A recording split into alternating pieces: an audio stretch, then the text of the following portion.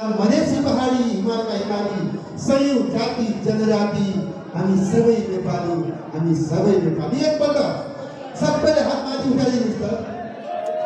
आहा, कति राम्रो हात, कति राम्रो हात। हात दुई किसिमका हुन्छन्। एक थरी हात हुन्छन् हेर्दा चिल्लो चिल्लो देखिन्छ भित्र, तर कता कता भित्र अझै हेऱ्यो भने अबै धब्बा देखिन्छ। कोही घुस खाएको धब्बा, कोही चोरेको डब्बा, कोही डकैती गरेको धब्बा, कोही भ्रष्टाचार गरेको डब्बा। त्यस्तो धब्बावाला हात कोही पनि छैन यहाँ। सबैका हात राम्रा छन्। संसारमा तिनै हात सबभन्दा राम्रा हुन् जसले काम गरेर खान्छ। काम गरेर खाने मान्छेको हात सबभन्दा राम्रा हुन्छन्। तपाईले सबै काम गरेर खाने मान्छे भएको हुनाले तपाईँ सबैका हात राम्रा छन्। तिनै राम्रा हातका गीत गाउँदै गाउँदै म यहाँ आएको छु